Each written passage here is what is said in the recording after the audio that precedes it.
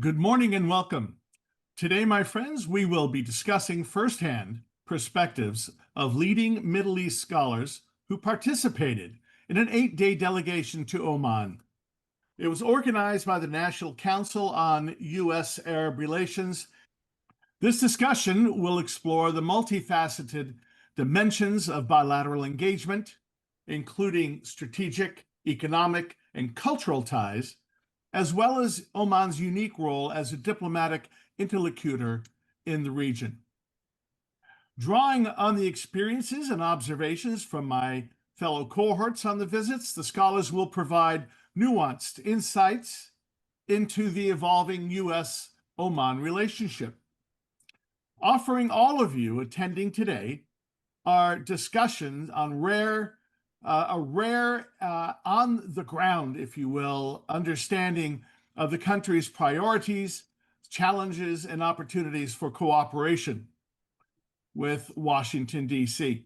Today, our Master of Ceremonies will be Dr. Fadi Hilani, our very own senior academic and research fellow in residence at the National Council on U.S. Arab Relations. Dr. Christian Ulriksen is a fellow in the Middle East Rice University's Baker Institute. Dr. April Longley Ali, a senior fellow at the Washington Institute on Near East Policy. Dr. Amin Tarzi, a professor of strategic studies, Marine Corps War College, and chair of the Middle East Marine Corps University. Ms. Mona Yacouben, director of the senior advisor of the Middle East program at the Center for Strategic and International Studies, CSIS.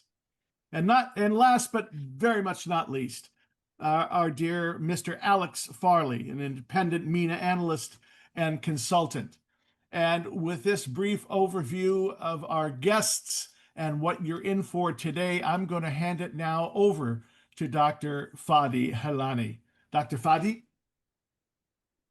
Thank you very much, Del, for this wonderful introduction. On behalf of the National Council on U.S. Arab Relations, I want to welcome you all again to this special webinar, where we will reflect on recent study visit to Oman.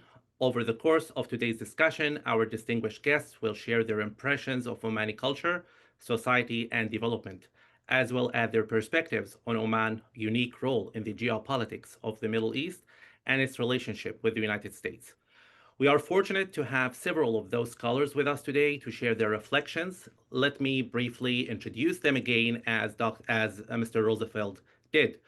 Dr. April Longley Ali, Senior Fellow at the Washington Institute for Near East Policy, a leading expert on Yemen and Gulf politics with extensive experience working on political transitions, conflict mediation, and governance in the region. Dr. Amin Tarzi, the Director of Middle East Studies at the Marine War College. His scholarship spans Middle Eastern policy, security, U.S. policy in the region, and the interplay of ideology and statecraft, making his perspectives especially valuable for our today's discussion. Dr. Mona Yacouben, the Director and Senior Advisor of the Middle East Program at the Center for Strategic and International Studies, CSIS. She has more than 30 years of experience working on the Middle East and North Africa, with a focus on conflict analysis, governance, and stabilization challenges and conflict prevention. Last but not least, Mr. Alexander Farley, an independent MENA analyst and consultant.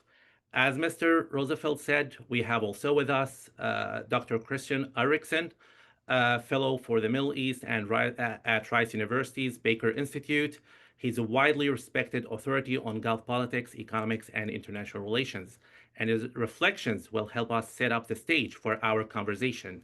With that, we will start with Dr. Ulriksen's recorded remarks because he couldn't join us for the webinar today, so we will start with Dr. Ulriksen.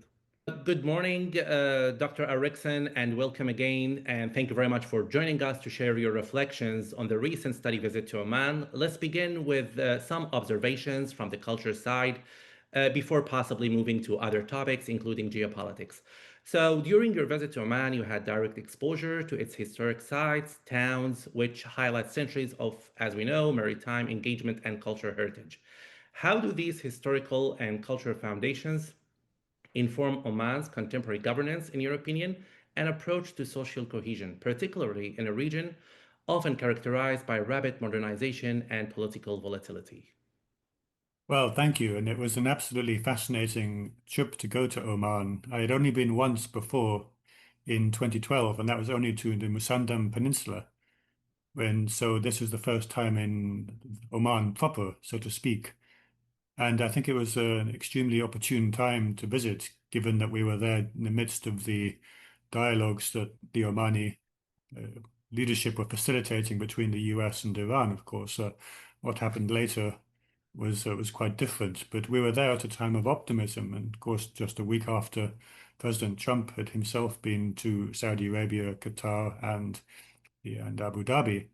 And I think the trip to Oman really highlighted for me, first of all, the diversity of the Arabian Peninsula. Oman is completely different from the other Gulf states in topography. We went to Jebel Akhtar. That was a, a landscape that you simply wouldn't associate with the other Gulf countries. You see the mixture of mountain interior and the sea and Oman's internal and external orientation has been so prevalent throughout its history.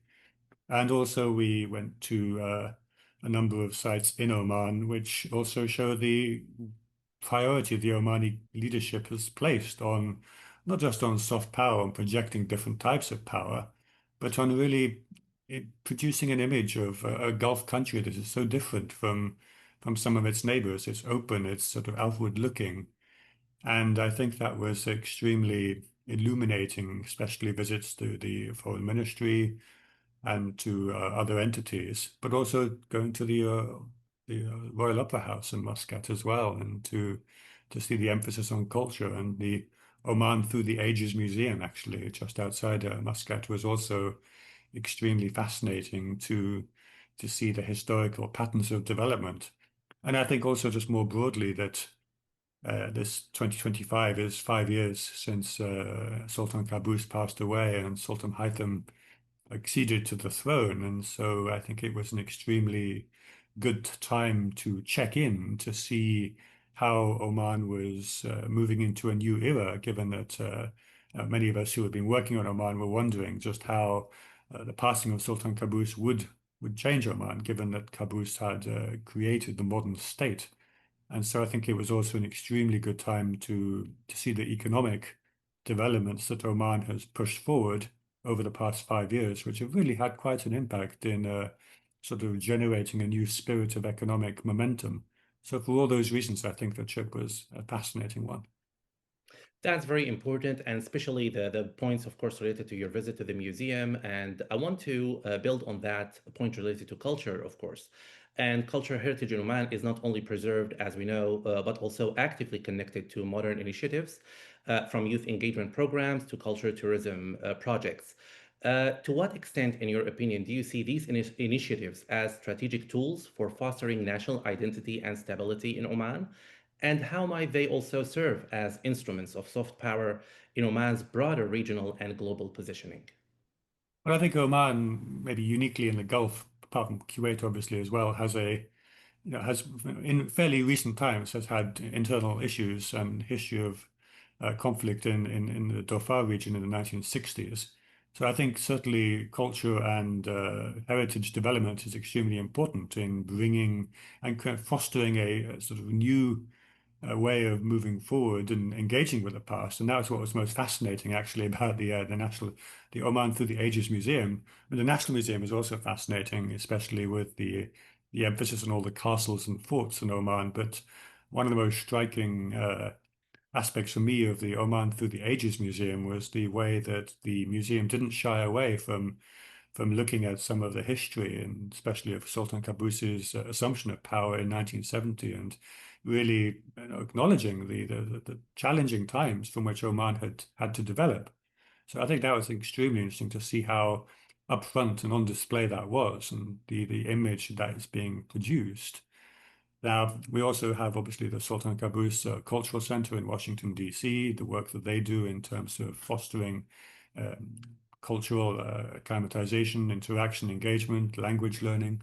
And I think all of that is extremely important. And again, it really shows how the Omani leadership, I think, is really trying to focus on soft power, but not for its own sake, but really for trying to reduce points of potential flashpoint of tension and to actually increase prospects for stability and security, which will by extension benefit Oman because if they can somehow contribute to building ties and trust and goodwill, I think that's certainly something that the state will benefit from internally, but also externally.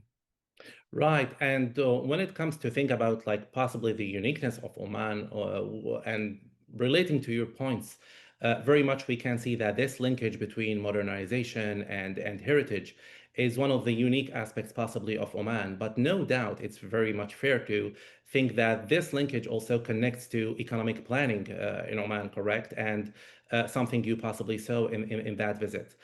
So in your opinion, how does Oman leverage its cultural capital to advance diversification under Vision 2040, which I'm sure you discussed a lot in that visit? And what potential challenges might arise from trying to balance heritage with rapid modernization taking place in Oman now?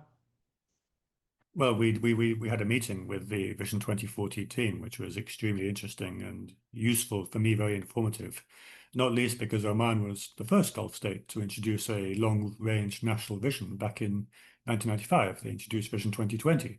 It's also the first vision that has run its course and can be really properly assessed from start to finish what worked, what didn't work. And I think the Vision 2040 team were very open about what could have worked better in the first vision, and how they are working in the Vision 2040 to sort of move ahead with securing better and different outcomes. So I think that was extremely interesting. Obviously, Oman is, I mean, it's an incredibly beautiful, diverse country, has incredible tourist potential, and we're seeing a lot of tourist developments taking place. Again, as you say, the challenge is one of balance because I think Oman does not want to be another Dubai, for example, with mass tourism and sort of breakneck development. But certainly what we saw, especially in Jebel Akhtar, was a very tasteful form of tourist development that does focus on history and heritage, and it really focuses on the environment as well and on kind of natural landscape.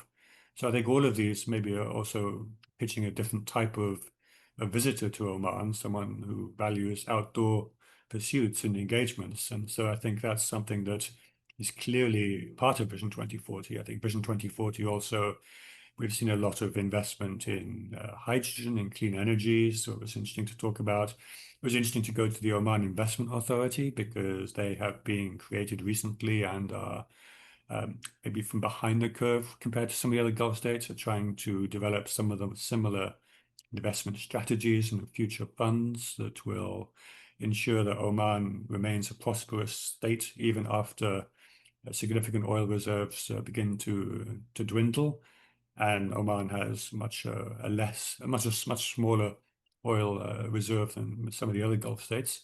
So we see elements of long-range planning, and I think we've seen already some of the targets being met in terms of mining and minerals, in terms of investing heavily in green hydrogen, which we also had an opportunity at Hydron to talk about, in terms of trying to secure offtake agreements, strategic agreements with Germany and the Netherlands, tying those into diplomatic visits by His Majesty Sultan Haitham, who was in, I think, the Netherlands shortly before we were there. And so really positioning Oman at the next phase of economic development in a world of energy transitions and, of course, climate action too, and trying to leverage Oman's existing reserves of oil and, of course, liquefied natural gas, which are also expanding, but also to really push that into economic development that can ensure that Oman will continue to do well into the next 20, 30 years up until mid-century.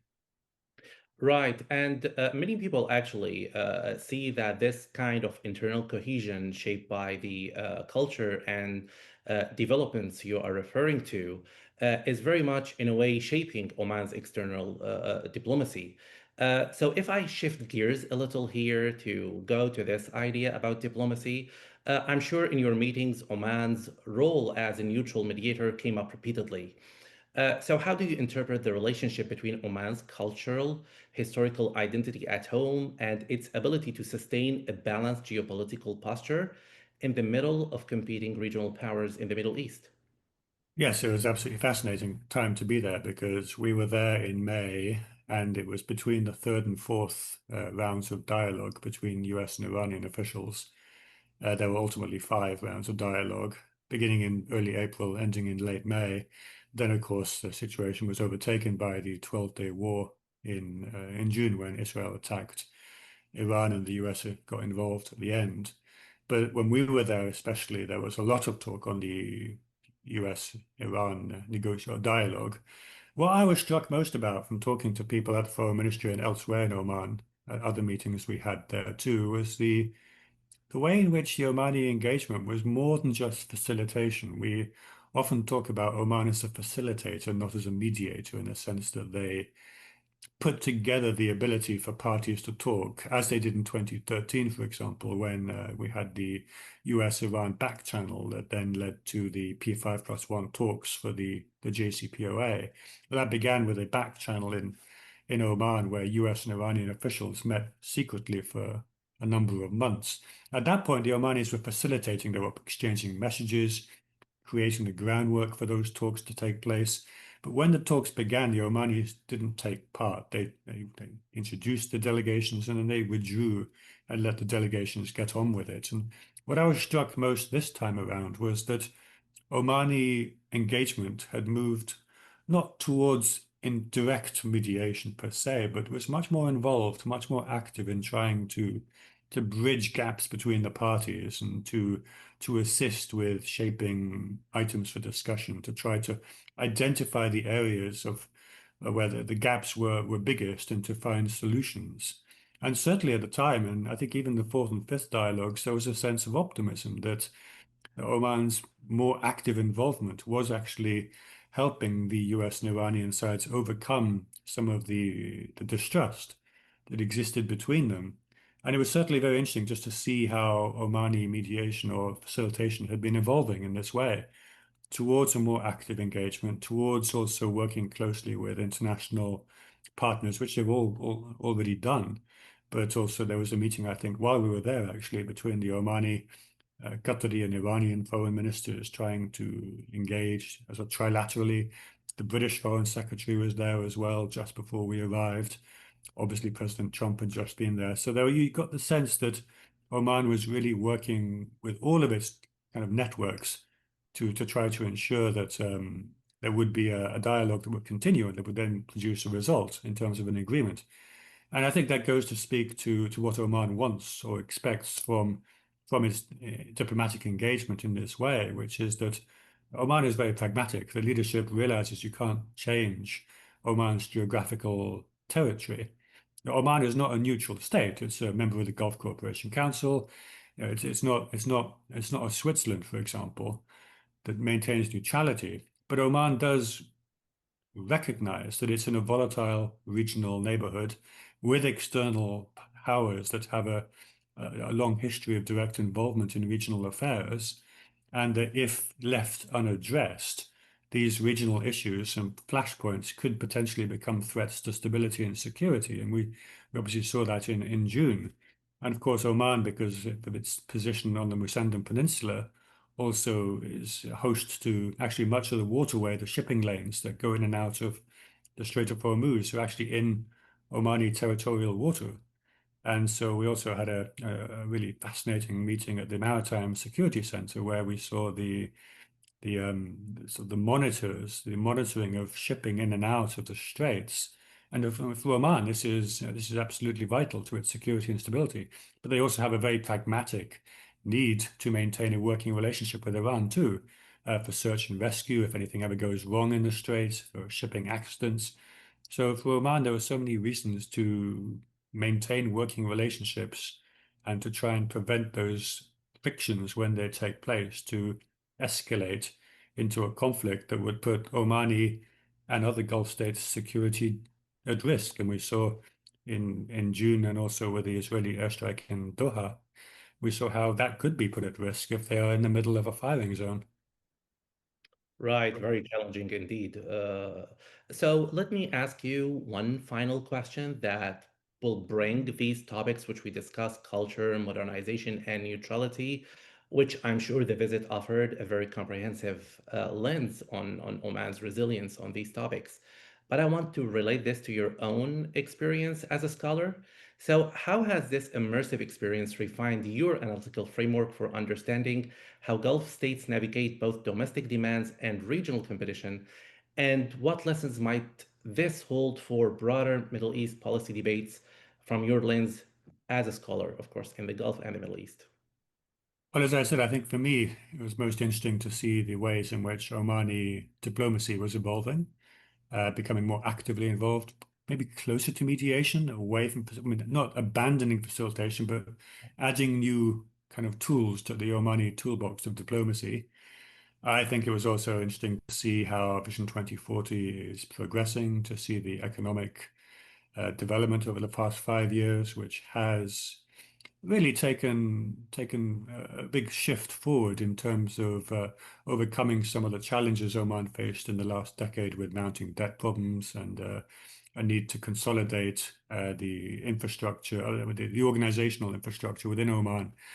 So I think just in terms of seeing how a leadership in the Gulf or in a Gulf state is beginning to think about a 2040 or mid 21st century future where obviously, in Oman's case, there won't be as much resource dependency just because their oil reserves are projected to deplete within 20, 25 years. So they have to think about a post-oil future. They don't have the luxury of a Saudi Arabia or Kuwait or Qatar with gas, where you have reserves uh, lasting for 100 years plus at current rates of depletion. So for Oman, just to think about how they're managing that transition into a post-oil future, I think that for me was fascinating, and it's going to be extremely important to follow and to how that works out, because at some point, all the other Gulf countries, all the other Gulf states will also begin to have to think about transitioning, some faster than others. So I think the Omani experience is definitely one that's worth watching and really engaging in deeply. And for that, I was extremely grateful to the trip because there's nothing quite like seeing something on the ground and having the opportunity to engage with policymakers and to ask directly things that you've always wanted to know the answers to. Right, exactly. Undoubtedly, a short visit, but a lot to think about, very much thought-provoking, of course, and brings many questions and analytical reflections, no doubt.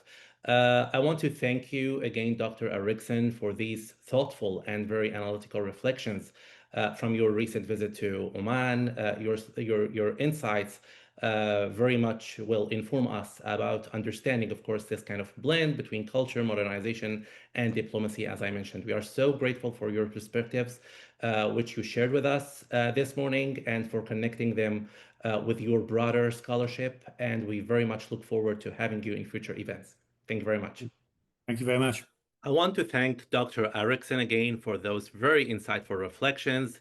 Now I'm delighted to open the floor to our panel who experienced Oman firsthand. To start, let's hear your impressions of Oman culture, fabric, and how identity shapes its politics and society. Dr. Erickson's remarks highlighted Oman's distinctiveness in the Gulf. And building on that, I would like to start with you, Dr. April Longley Ali. In your interactions with Omanis, what impressions did you gain about how they perceive their own identity and history? And how does this sense of self set them apart from their neighbors in the region?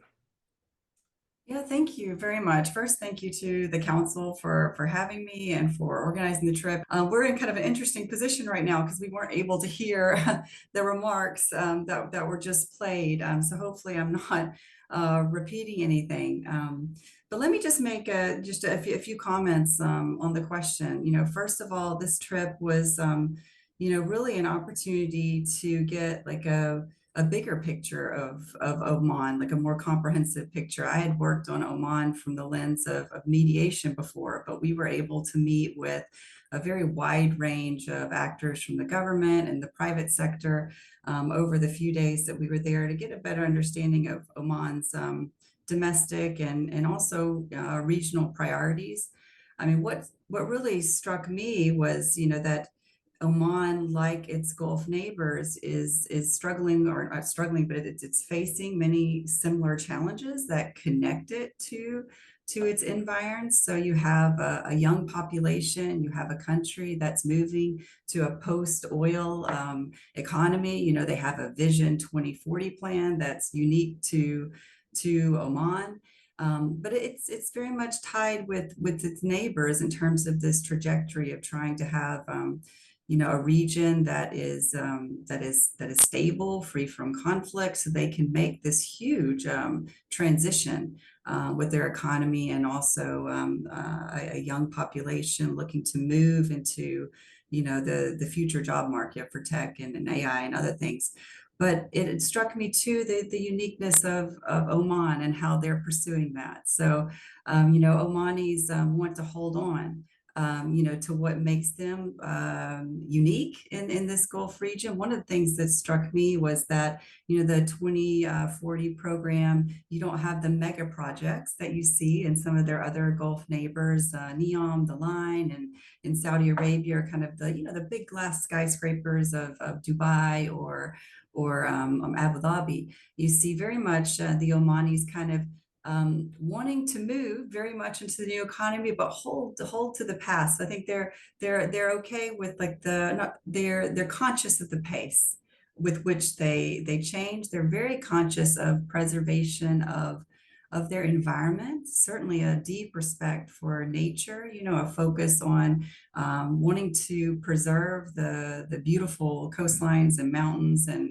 natural beauty that they have, and kind of tap into that in terms of tourism. But again, I found them very conscious of, wanting to preserve what makes them unique, kind of go at their own pace. And certainly also we heard from many interlocutors the desire to bring in, Omani voices at every step of the way on how they would roll out this transformation, and trying to roll that into the process. I think, another part of the Omani culture that came out very loud and clear and on all of our discussions was this desire to be a facilitator, a kind of a space in the region where, you could hear all voices, where you could have conflicting parties come and talk, and where the Omanis would facilitate that dialogue. Whether when we were there, it was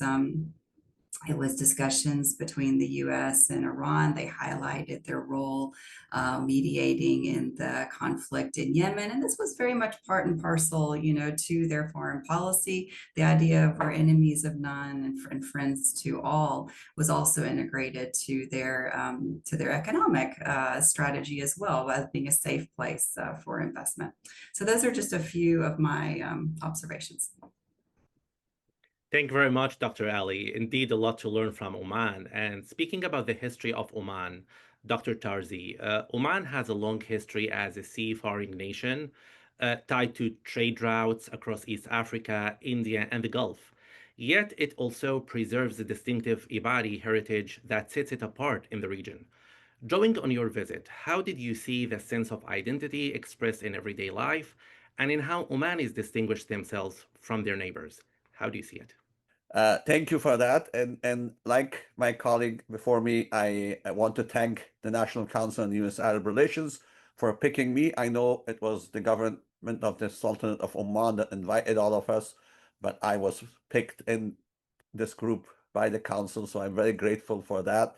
And to our Omani hosts, I have traveled to Oman beforehand, and being hosted by Omanis is a very, very special treat indeed. And thank every Omani that we met. Your question, I work in an organization that has seafaring in it, and since we are talking about U.S. Oman relations, it's important to know that The first American ships that actually moored on Omani ports was in 1790. This is before recognition, before any, actually, we have the date, 1790 specifically, I would believe. So it goes back to that question that you had, is Oman has always been a country, and that reflects on their identity, on their diversity. When you look at 2040, that my colleague previously said, has diversification in it, but it is a seafaring nation. Oman was at one point an empire, but it was mainly a maritime empire, stretching all the way from what is today Tanzania to the coast of Pakistan, Gwadar, for example. That reflects on Omani culture, in my view. Seafaring, looking at the world from not shying away from it, but being part of it, but not being overtaken by it. This is, again, very important. When you look at Omani culture, again, part of what I say was echoed by my colleague, it has preserved something that's very different. I lived in the Gulf, not in Oman. I was in a neighboring country. This is almost 3 decades ago, and I traveled to Oman quite often by car. And you always saw that difference between Oman and the rest of the other 5 GCC members, Gulf Cooperation Council members. And when you see it now, for me, it was that this trip was educational in so many ways. One was that I had not been there for many years. I had been to the Gulf elsewhere, always, but not to Oman, to see the difference, to see the progress, Omani way of progress, but not losing that identity. Diversification, yes. Omanization, yes. But Oman uniqueness of Oman still preserved. You land in Oman, you know you're in Oman. Where some other cities, and again, I don't say this negatively about anybody, they all look alike. That is not the same.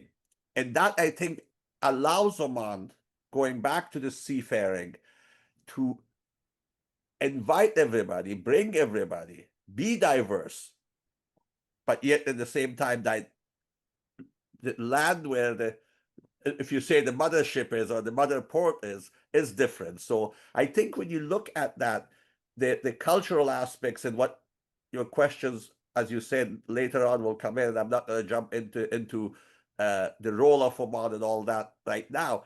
They are, in my view, shaped by that culture of seafaring, that culture of going and seeking the other, talking to the other, not as conquerors, not as plunderers, but a dialogue in the hope of making a benefit for both. Seafaring, usually what you do is it's a commercial enterprise. You make sure that you are welcome to where you go, that the products you take are welcome. In most cases, I'm not trying to be naive. I'm sure sometimes seafarers go and take over other people's lands, but in this case, I think when you see that, the culture of Oman, I think is very much shaped by that, and that also gives them that incredible geostrategic location that they have had for a long time, allowing them to have that connectivity, using that geopolitical location to their benefit, not before they did it, but even today. And I think that started under the late Sultan Qaboos in the 1970s, and now it's really gelling, and you see it not only in what Oman does, but in what Oman has become. And for me, again, I will stop here. The most impressive I was by the Omanis. I have to say, I came out of there smiling. It is an incredible, vibrant society. Everywhere we went, this trip was very well organized, that we saw many things, not just security, not just culture. We saw industry, we saw, and the women and men working, not just show. Sometimes you haven't, although there's one. No, they were just there. They were part of the teams, and they were just very nonchalant, young people, confident, but yet Omani. And that, I think, is the key to success of this country. Thank you very much. Thank you, Dr. Charzi. Indeed, a lot to talk about in the history of seafaring, no doubt, and that will take us possibly also to think about the heritage of the country. Many argue that in Oman there is emphasis on heritage and dialogue, and that seems to foster social cohesion. And with that in mind, Dr. Yacoubian, during your visit, what specific ways in Omani tradition, whether in education, public discourse, or community life, in your opinion, could contribute to this social cohesion which we are talking about? Thank you, Fadi, and thanks to the National Council on U.S. Arab Relations for including me. Thanks as well to the government of Oman. It was an extraordinary trip. And I will say this is only my second visit to Oman, so I'm the newcomer to it. And sometimes when you have fresh eyes or new eyes, I mean, I was really struck indeed by the many cultural influences that you can see in Oman, in Omani culture and history. I think both April and Amin laid down very, very well kind of the historic sweep of Oman's place in the region. I think as someone relatively new to it, I was very struck by the openness of the culture, the openness to various influences. And you see it in terms of, in many ways, I think Oman could be also kind of showing the way for the future. I'm really fascinated in how the Middle East is evolving at what I'm calling a hinge moment, a moment of an emerging order. And I think the aspirations of the region to connect to Asia, South Asia, East Africa, ultimately Europe as well, that the Middle East is sort of a super connector location, region of the world. I think that is embodied in Oman.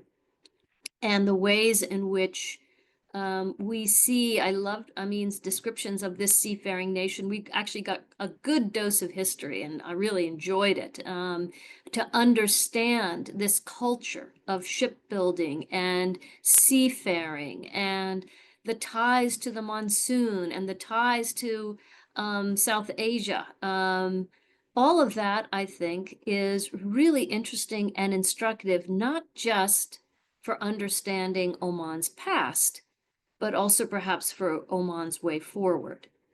And maybe as Oman goes and as these connections are built out, so goes the region in a positive way. And I do think that this also actually informs Oman's position in the region as a facilitator, as a mediator, looking to negotiate and address conflict, because I think we all understand that conflict is a key impediment to this vision of deepening ties.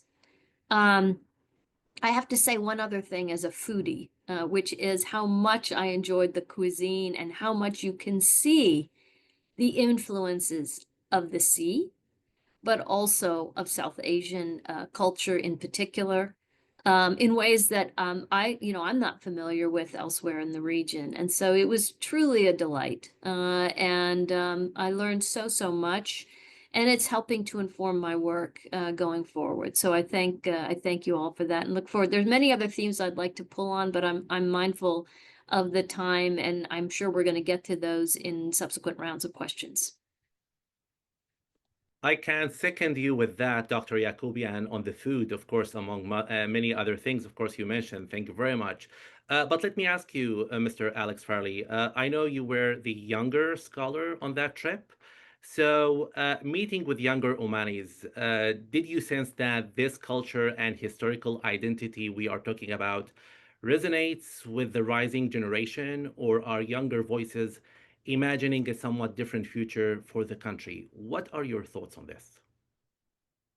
Yeah, well, first, let me thank everyone. Thank you for the council for inviting me to this discussion today. Also, thank you to the embassy and the ministry for giving us such a welcoming visit to the country.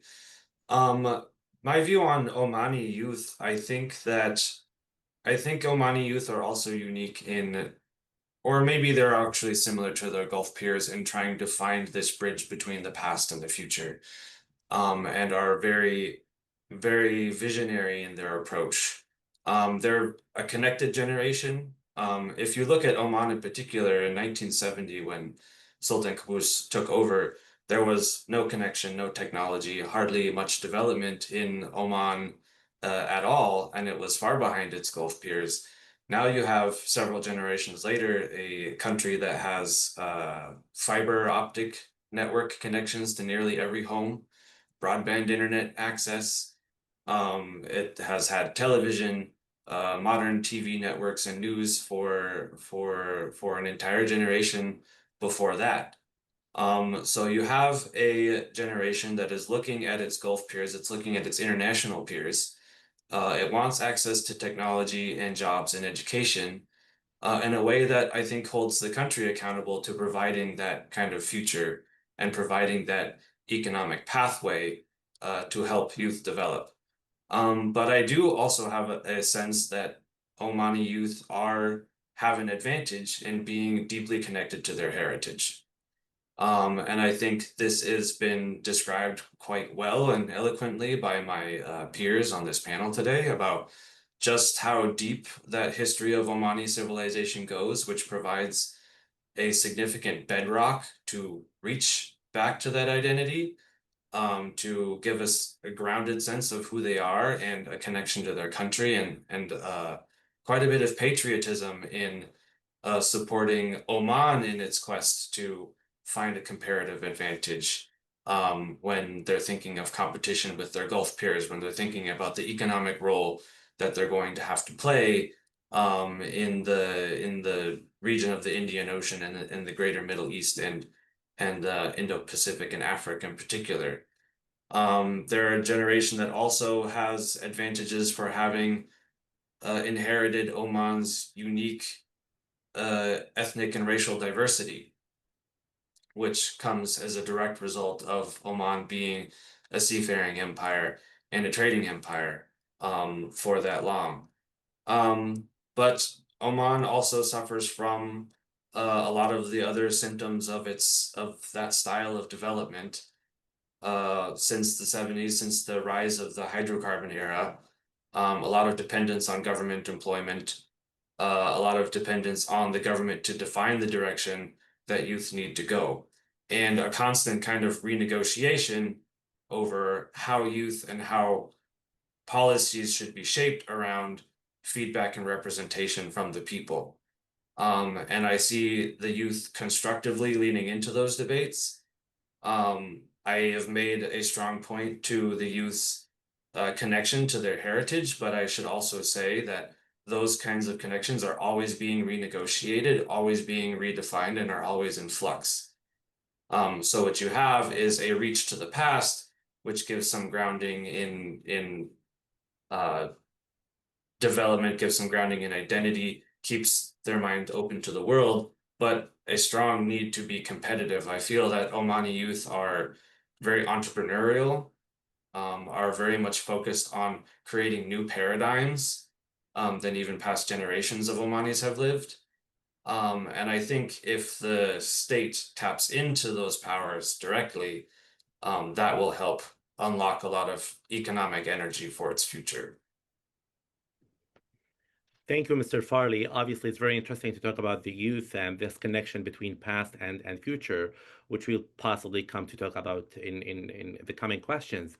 But those insights into identity naturally lead us to how Oman is developing socially and economically while remaining grounded in its tradition. And Dr. Yacoubian, your research on fragile states has shown how economic and social pressures can destabilize governments. In Oman, what struck you most about the government and society's strategies to prepare for the future, particularly in light of oil dependency or independency, if you will, youth employment, and regional competition? Really important question. And again, I think April also alluded to this a little bit in her comments as well. Let me just expand a bit on this idea of a hinge moment in the Middle East, because I think in many ways Oman sits at the crux of that hinge, in the sense that we are seeing, in my view, the vanishing of an old order, and we can trace it back 2 decades. We might want to trace it back 7 decades, and that's up for discussion. But I think it's fair to say that the old order that had pertained is vanishing, and a new order is emerging in the region. And I think the center of gravity of this new order is the Gulf, which of course includes Oman. I think a central feature of this emerging order is the fact that the region has far greater agency to shape the contours of a new Middle East. And I think the Gulf and Oman in it, sitting at the heart of the region in the sense of this center of gravity, has some imperatives that are clear and that are driving the approach to the region. The first imperative is de-escalation, the de-escalation of conflict. And here we've seen Oman play a central role in this. Oman has played a key role in mediating between the United States and Iran multiple times. We've seen Oman play a key role in mediating between the U.S. and the Houthis in Yemen. And we've seen a history of Oman playing a facilitating or mediating role. And again, I think this harkens back to their history of being sort of at the crossroads of multiple cultures and being able to absorb and speak to different cultures with a quiet confidence, which I think is very much a hallmark of Omani culture, and therefore I think underscores this role that Oman has played as a key middle power mediator in the region. Related is this imperative to diversify economies, and this was something that was very front and center, I think, in our visit. Indeed, our first visit, our first stop on this 8-day trip was to Hydrome, to the green hydrogen entity in Oman, which really embodies this idea of the need to diversify away from oil, the need to build out new sources of energy, and the need to diversify its economy. And this is shared by all of the countries in the Gulf. April referenced the Vision 2040 plan, which is looking to diversify the economy and also looking at a real emphasis on localization, on creating jobs for Omanis. Again, I think, Fadi, to your point, to address potential sources of fragility and tension going forward. And so that was, to me, very remarkable, that approach that we saw. In many ways, we visited with those who are shepherding the 2040 plan, as well as those looking at, again, this issue of green hydrogen. We met with a number of representatives from various ministries in the government, all of whom I think are looking to modernize Oman's economy, to diversify it, to develop green ports, for example, among other things. And I think at the same time, create new sources of growth and jobs for Omanis. And so that to me was very striking and I think very emblematic of what we're seeing in the Gulf more broadly as the region pivots into this new order. Yes, indeed. Thank you, Dr. Yacoubian. And maybe I will go with a similar question to Dr. Ali, but I would love to frame it differently. So Oman has pursued gradual modernization from education to infrastructure to women's participation, while remaining committed to tradition. So during your visit, where did you see this balance most clearly? And how, in your opinion, is this shaping Oman society today? I think it's a really good question. I think we just saw this this tension, if you want to call that, play out in multiple meetings that we had. Omanis actively grappling with, how to move to a different economy, how to, have more foreign direct investment, how to have more Omanis in the private sector, working in cutting edge technologies, and being inclusive and while also making sure to be, connected to the past. And I think Alex put it really, really well, where he said, it's a constant, it's an iterative process and it's a constant, dialogue. And I think that's what struck me was the emphasis on dialogue. So you would go into a meeting with, the group of Omanis who was working on Vision, 2040, and they would, have an active discussion about, how are we going to improve the back and forth, the feedback loop between what we're doing and, what Omanis are thinking, right? Like how can we kind of improve and have lessons learned? Maybe you go too fast in this direction, or maybe not enough. And how do we kind of get feedback, right, from young people, from women across?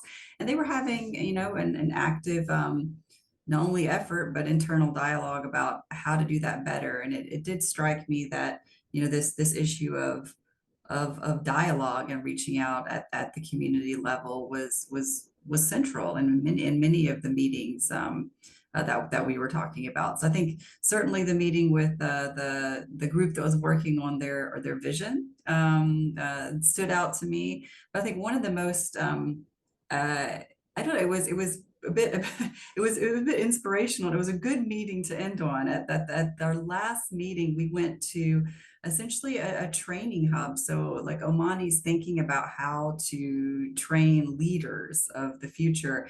And we met with several, in particular, younger women who were deeply involved in this process. And I just found, their willingness to kind of pull in ideas from, various countries, various academic institutions, and make them theirs. And it was quite cutting edge, and it was Omani run. So for me, I thought, as someone who also has, worked in the academic space for a while, it was quite adaptive and, innovative. And I thought quite a good meeting to end on. Thank you, Dr. Ali. And on that note of Oman's distinctiveness, of course, many argue that unlike some Gulf neighbors who pursue rapid transformation, Oman often takes a more measured pace.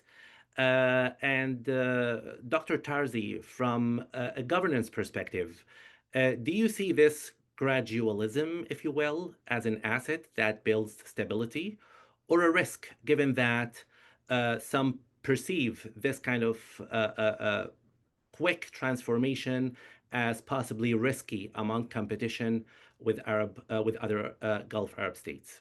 What are your thoughts? Thank you for that.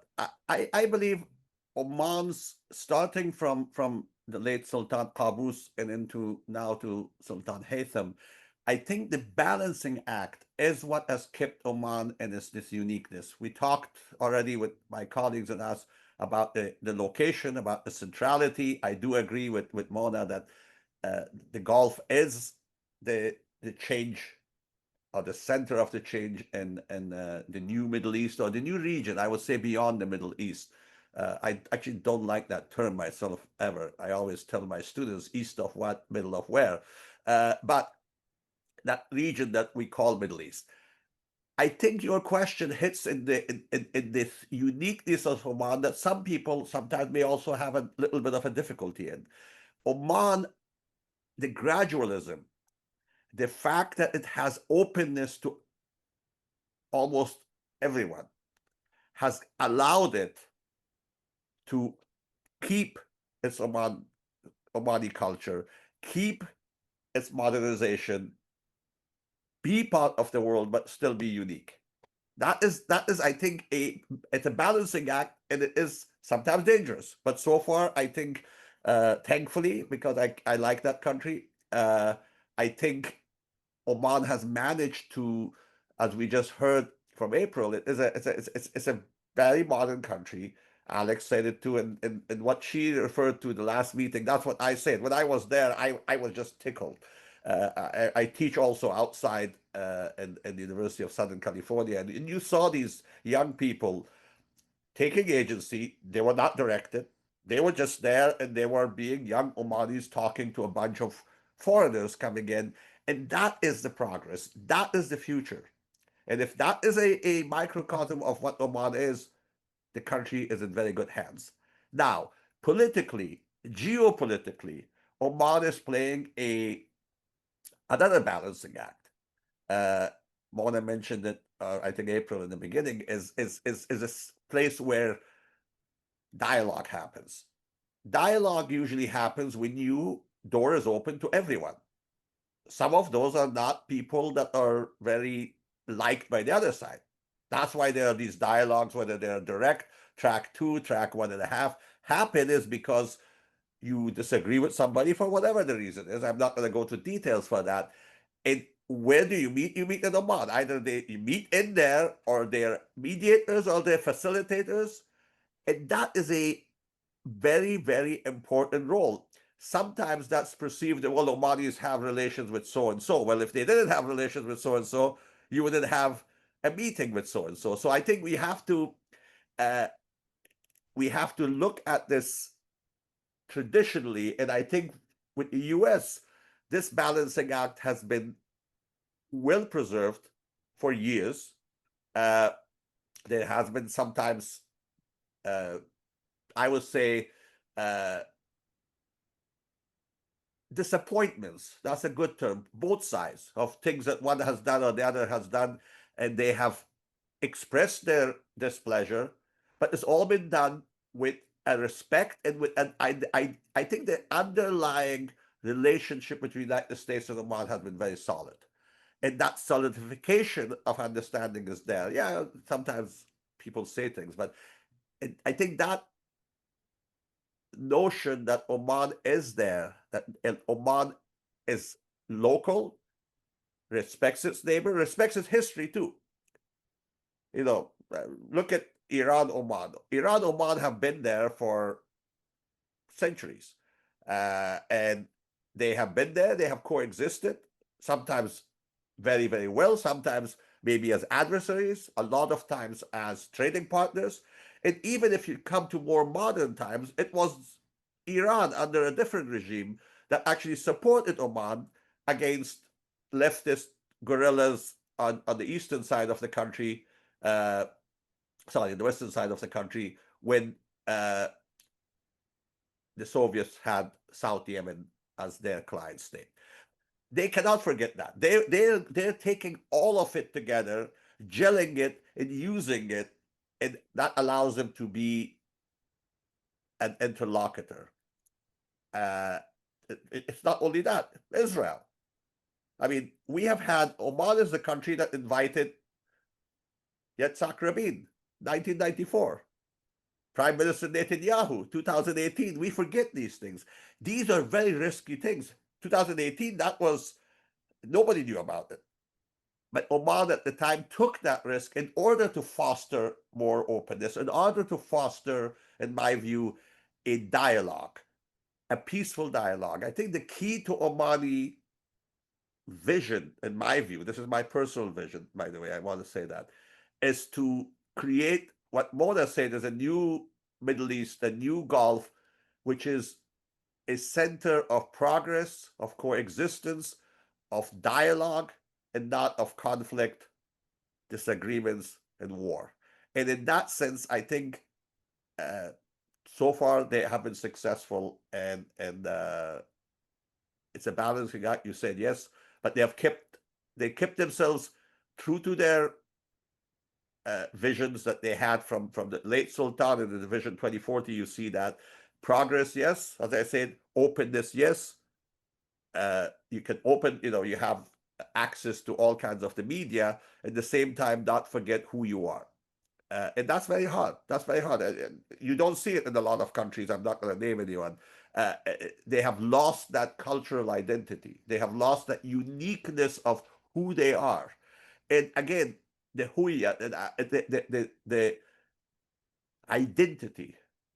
I think it's an important aspect is if you want to be worldly, you also want to have some kind of a cohesive identity that is open to the others, but at the end of the day, you can point at it and say, okay, that's the identity. And I think that is very, very, very visible there. I'm sounding very poetic right now, but it's there. Thank you so much. Thank you very much, Dr. Tarzi. And I would like to ask Mr. Farley to expand on this.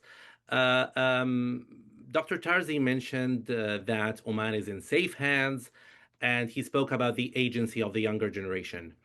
And indeed, there is much discussion of strategy and how it raises the question of generational agency in that sense.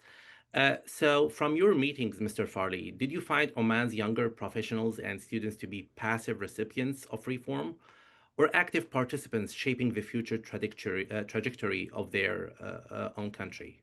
What are your thoughts on this? Yeah, thank you. I think it's a combination of both. I think it's hard to say that the youth have this unique agency in Oman. I think that would be an overstatement. A lot of what is being defined in terms of reform is being led by an older established generation of Omanis that, as my colleagues, especially all of them Mona, April, and Amin have all pointed out that this legacy of moderation and of moderating in conflicts in the region has made them well connected and aware of the trajectory of the region. But it is being defined at a technocratic level, at a government level, and Oman is trying to find its way, as many Arab and Middle East states are, in terms of where those openings to youth should be. And I see that the youth are very engaged, particularly in commerce, in a commercial sense, in entrepreneurship. They want to be the business leaders of the future. Oman does have constituent assemblies that allow for some political representation, but it doesn't necessarily have direct political outcomes. These are advisory bodies. So Oman is still transforming both politically in terms of how it relates to its youth population, but also commercially. And most often in this region, I see that the youth look to business as an opportunity to exercise their agency more so than politics, because politics is a very different area of control, and there's very different traditions and mindsets surrounding it. And I want to also kind of put some more caution on the economic side, that I think that Oman has these advantages in terms of having legacy, which define identity, which give people cohesion in terms of moving the country forward hand in hand together, which is definitely a saving grace for the country. But they are in a climate and a region of hyper competitive capitalism. And so they do need to be very watchful and aware of what their neighbors are doing, of what's going on in India and the Middle East, and Asia and Africa, in order to stay competitive. And I think that puts a lot of unique pressure on the country to be very innovative, which I think is one of the things that interests me most about Oman. And I think this also translates to the way you engage with youth. They're very innovative, but they're innovative because they have a lot of pressure, and that pressure could end up going both ways. And if Oman isn't smart, not only geopolitically, and we've talked a little bit about the political side, but also geoeconomically, it will, I would say, remain behind its neighbors in the Gulf. Because in terms of certain investments, in terms of development in certain sectors, it is behind. And I'll point this out with some specific examples. I think we all know the examples of, April mentioned AI already.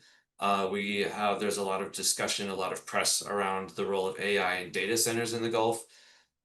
This was referenced in some of our meetings, such as the Ministry of Transportation and Telecommunication, that they laid out their case for why they should also be, or why they should be the epicenter of the data center development. But as they were also quick to point out, they don't have the advantages in subsidized investment that their neighbors do in the UAE or in Saudi Arabia, in terms of either subsidizing the construction of these, large buildings and spaces, or providing cheap water or electricity. Oman doesn't have that kind of leverage because it doesn't have the same type of hydrocarbon wealth that its neighbors do. It doesn't have as much money to pull out of the sovereign wealth fund, or to extract directly from resources and then plant directly in the target sectors that it does want to encourage. So what I will say is that what I took away from these conversations is that and Oman's going to increasingly go to more of a traditional revenue model, I feel, where it does need to rely its government funds primarily on taxes and commercial activity from its citizens. But that adds a lot more pressure for those citizens to be innovative, and for its investment climate and its commercial climate to be open and attractive in a lot of different ways, other than just putting money on the table to bring in investment. And I do feel that they have made huge strides in really being convincing that the reason to invest in Oman, the reason to be positioned there economically, is because of not just what they can contribute in terms of co-investment, which they do have that, by the way, but through institutional development, livability, which shouldn't be underemphasized, administrative efficiency and making a strong case for geographic advantage, which Oman does have. So the thing of that is that they do have this case and they've laid out their priority sectors. They're very coordinated at an administrative level between ministries on how to move that forward. But what sectors actually do move in and take hold is going to be defined by the greater context of competition in the Gulf. So the youth in Oman are very much a part of that, but they're also trying to read a very quickly transforming environment in terms of what they should focus on, what they should invest in, what kind of entrepreneurial ventures they should start. And Oman has a lot of great institutions that they're setting up for that, such as the science parks and innovation parks and the qualifications frameworks being set up by the Ministry of Higher Education. But it's going to be a continuous dialogue, and for Omanis really to tap into. We've talked a lot about the trading and seafaring spirit, but a lot of that is a very scrappy spirit of trying to find things of value and then taking them to another place where they're valued even more, and haggling and negotiating and constantly moving this idea of value around. They really need to tap into that spirit to figure out where this competitive advantage is going to land and where they're ultimately going to be able to maintain that advantage and continue to work and integrate economically with the Gulf, where for some of those other investments, for some of those other infrastructure developments take hold more strongly. Thank you very much, Mr. Farley. And I would like to move forward with this discussion to look at Oman's outward role, which many of you refer to in your insights, especially its reputation as a neutral mediator in regional diplomacy. And if I start here with you, Dr. Ali, Oman has quietly facilitated dialogue in some of the region's most sensitive conflicts, including Yemen and the Iran nuclear file. How do you see this reputation for neutrality reflected in Oman's foreign policy? And what enables, in your opinion, Muscat to hold that dialect role? Yeah, sure. It's a really important question, and it's central to their foreign policy. You know, this idea that they're going to put, they actually don't use the word mediation, so I think that's interesting. Whereas, you know, Qatar is a mediator, they describe themselves as a facilitator, which means they provide a space for groups to come and have a discussion and to reconcile differences. And this facilitation is enabled by what you said, their position as, you know, staying out of regional conflicts, maintaining a degree of neutrality, and also something that they've worked very hard on. And I've seen this up close and personal because my previous life I was working with the United Nations on the Yemen file, so I was able to really see the Omanis in action and watch how really relationship building and building trust with both sides of the conflict, and that enables them to quietly play a facilitation role. I think a couple of things here to highlight. Again, this is something that was you know, started in the previous Sultan. It's been carried on under Sultan Haitham as well. So it's really part and parcel to kind of how the Omanis view themselves as providing this kind of neutral facilitation role. It's done quietly and with intention. You know, this is a country that, while we've seen them follow an overall like arc of a trajectory in the Gulf, as Mona was saying, you know, the Gulf is this kind of center of gravity in a new moment for various reasons. But the Omanis historically also, while they fit within this trend, they've also been willing to be very unique in their foreign policy decisions along the way. And I think their real dedication to dialogue and facilitation is one of these, even when it's not popular. So for them, you know, they did not join, for example, the Saudi-led coalition in the battle against the Houthis in Yemen. They intentionally stayed out of it. They received a lot of pressure from that initially, but ultimately they were able to later play this quiet facilitation role, both in facilitating discussions, between the U.S. and the Houthis, but also between the Gulf states and the Houthis as well. So they've maintained that valuable space. Similarly with Iran, they were able to facilitate the original JCPOA discussions between the U.S. and the Iranians, when this ran counter to the opinions of some of their Gulf colleagues, which were frustrated that the JCPOA was pursued without kind of a broader regional agreement, right, on Iran's ballistic missiles and other activities in the region. But the Omanis decided that they were going to facilitate, that discussion and use their links to both sides at the request of the U.S. So I think, they've been consistent is what I'm saying in this role, even when it might not be the same posture of their neighbors. I think what the hallmark of their kind of mediation has traditionally been that, or their facilitation has been this quiet angle to it. They don't normally publicize it. I think, I think you might be seeing a shift right now, which is fascinating, because they invited our group and they've invited, the Omanis have hosted other groups to kind of give us a peek into their facilitation efforts, and they're speaking more publicly about them. And I think that is an interesting shift, and probably an indication of because they have received at various times, like many mediators, backlash, frustration, from various sides. So maybe the act of putting that forward and making these things more public and showing that conflict actors are wanting this to happen is also part of kind of protecting that space. This is how I see it anyway. And I think it's an interesting direction.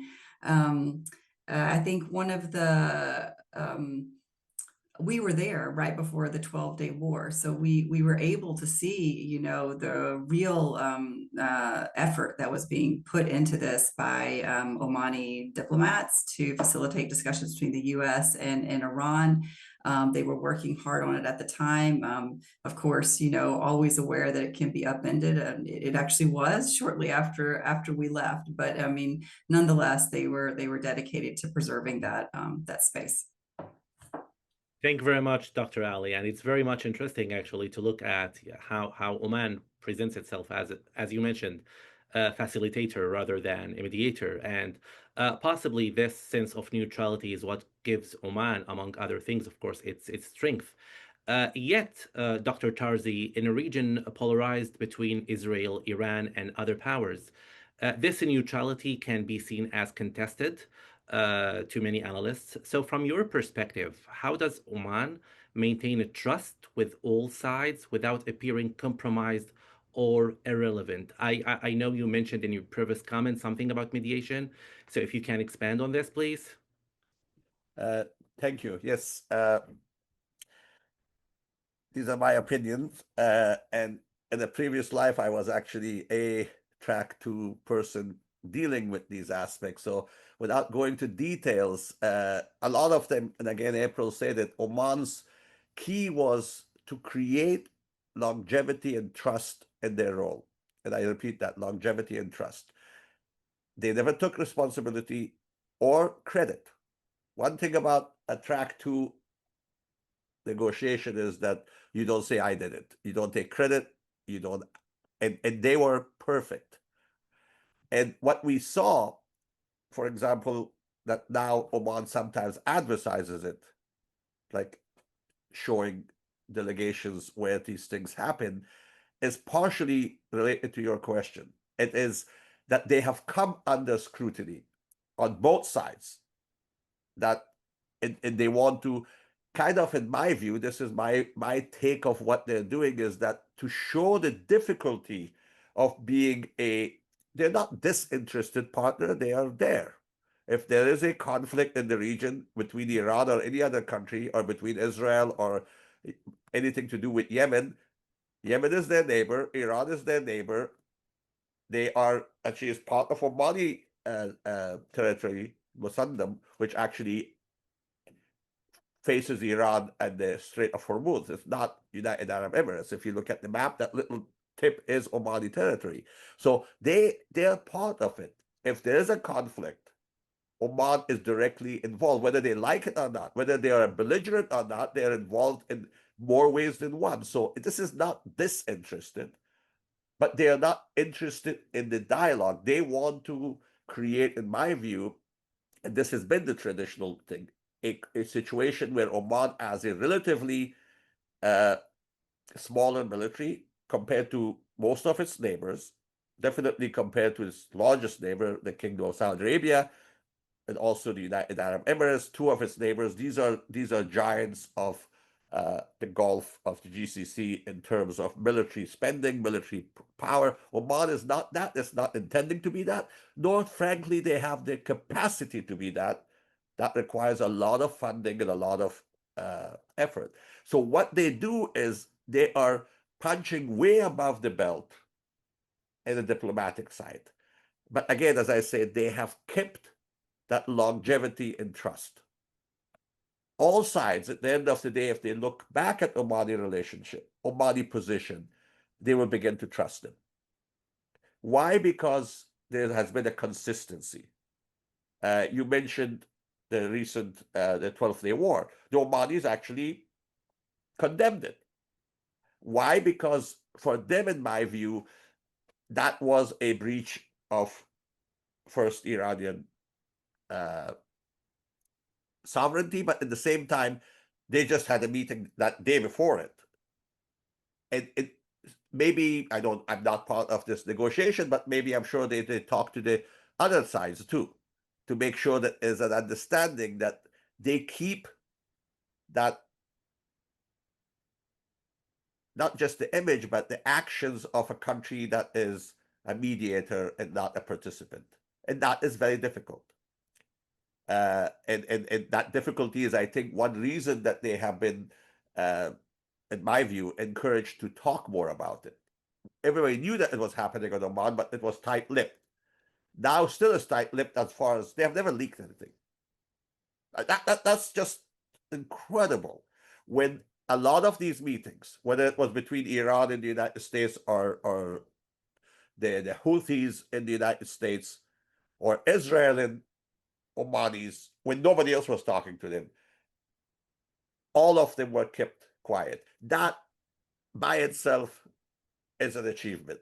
So if you put all of that together, yes, there are times that some countries from all sides may not be with Oman, happy with Oman immediately, but as you look at it, it has longevity and it has trust, and that allows them to be part of this dialogue. And again, I repeat it is not just because they want to be a clearinghouse of negotiations.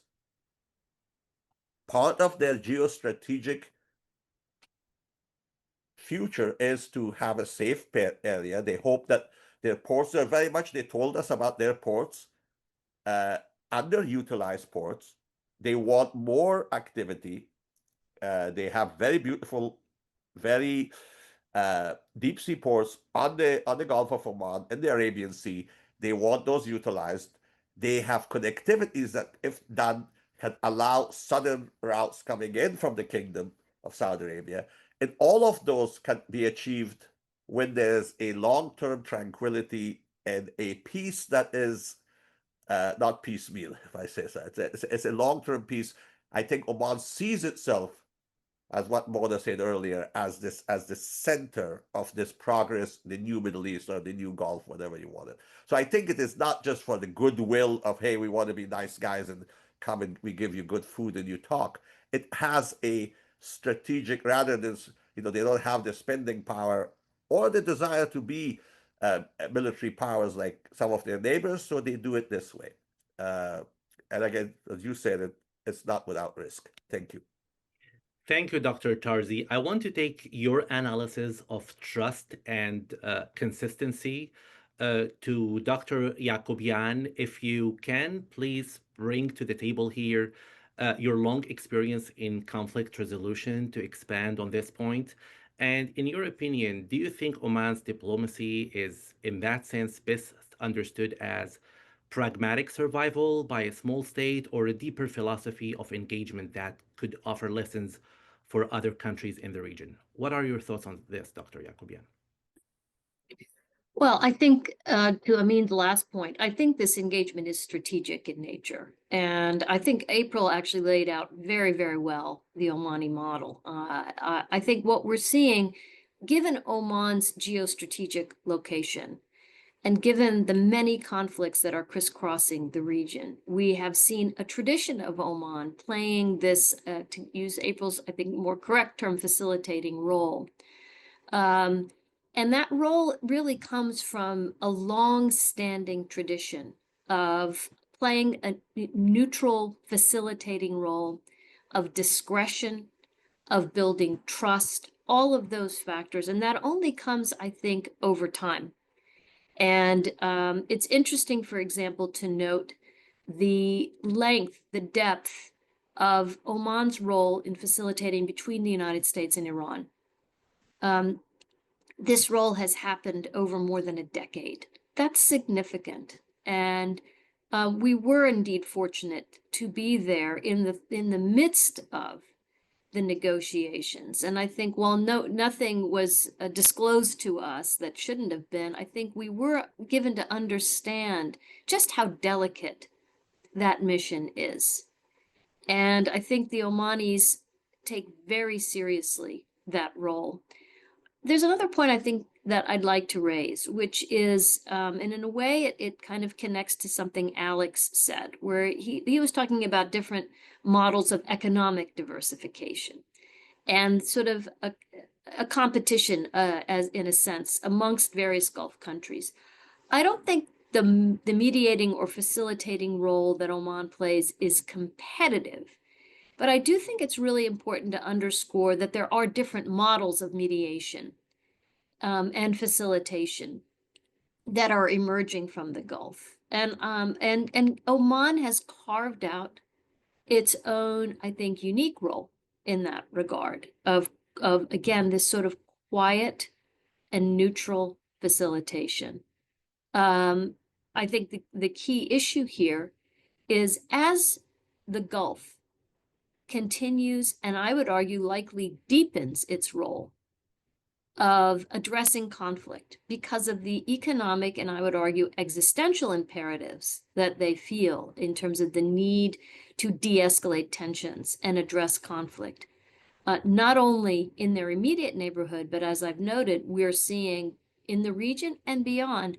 I think we can continue to see Oman deepen and evolve its role as a facilitator, as a mediator, develop new approaches.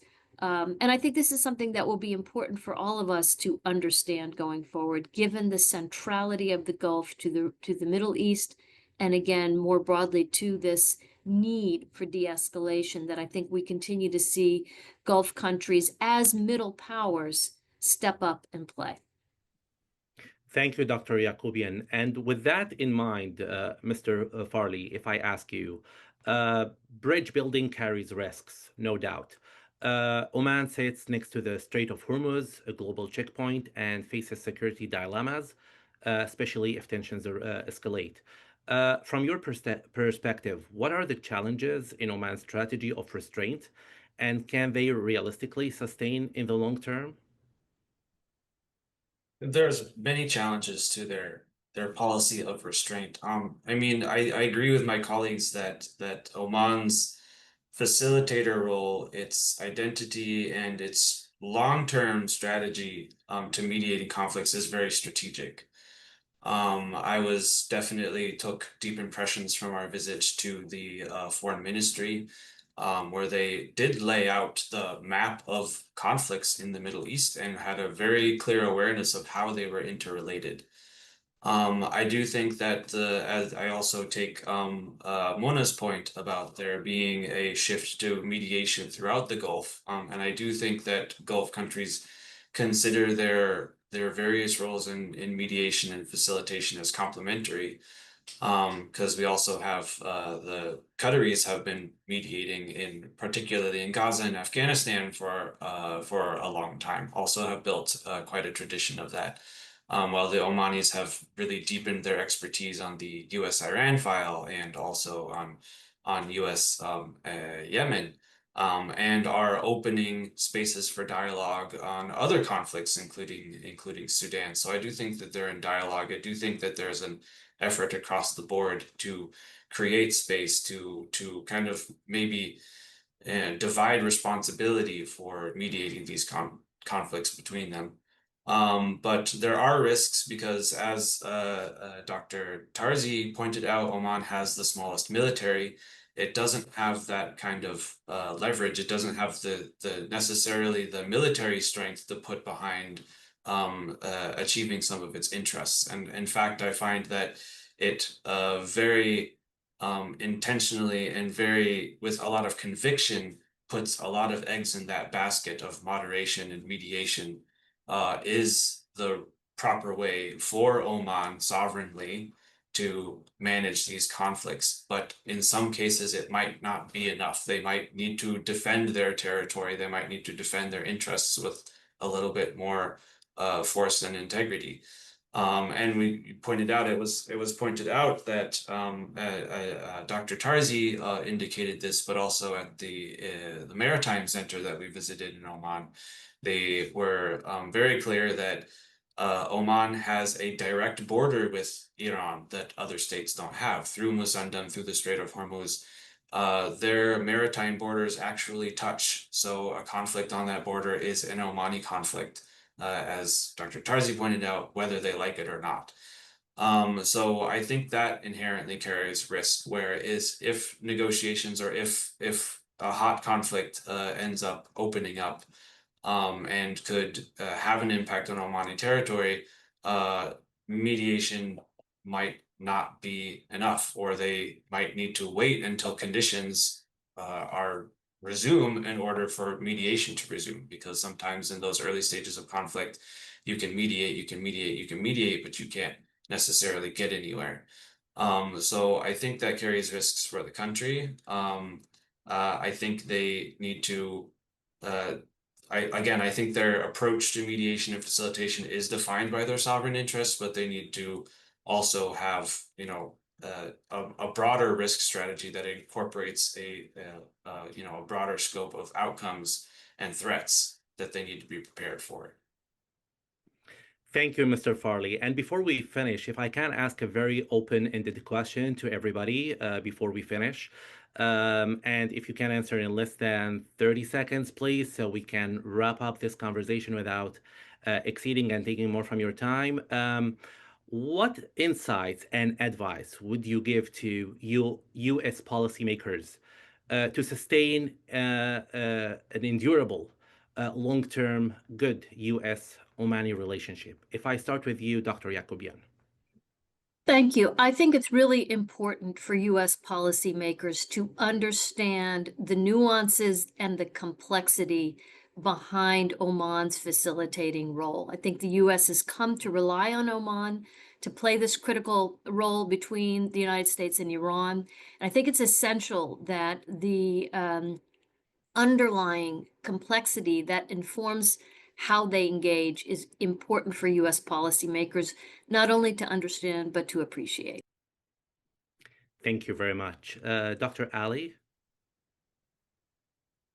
I don't have much to add to that, just to that, the relationship with Oman is a long and enduring one. They're not often on the headlines, right? They are not the necessarily center of gravity in the Middle East at any one given time, but they are a critical ally of the United States, as our government will recognize. And I think what Mona said, just to understand the nuances of their position, to appreciate the challenges that they are, struggling with. I think oftentimes, Oman is sometimes undervalued because it is, a quiet facilitator, but those quiet facilitations become critically important when there are emergencies and fires to put out.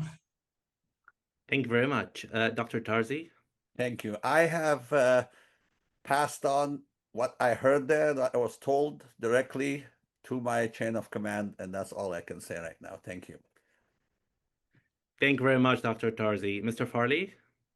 I would just add one element that I think, in addition to what's already been said, for U.S. policymakers to engage very intentionally on defining the economic relationship with Oman and really take to heart that this is also part of their sovereign interest and strategy in building their country. And one way of continuing to strengthen that relationship is really strategizing and finding those sectors that we can reasonably build together. Thank you very much. And with these excellent insights, I would like to thank you all for your analysis. What we have heard today is that Oman isn't just a quiet neighbor in the Gulf, it's a country that draws strength from its culture, diplomacy, and its ability to bridge divides. I want to thank you very much, Dr. Ali, Dr. Tarzi, Dr. Yakubian, Mr. Farley, and of course, Dr. Erickson for his recorded remarks, and Mr. Delano Roosevelt for his opening speech. And thanks as well to our audience for joining us. With that, we look forward to continuing this dialogue in the month and years to come. Stay informed, stay engaged, and we hope to see you in future discussions. Thank you very much.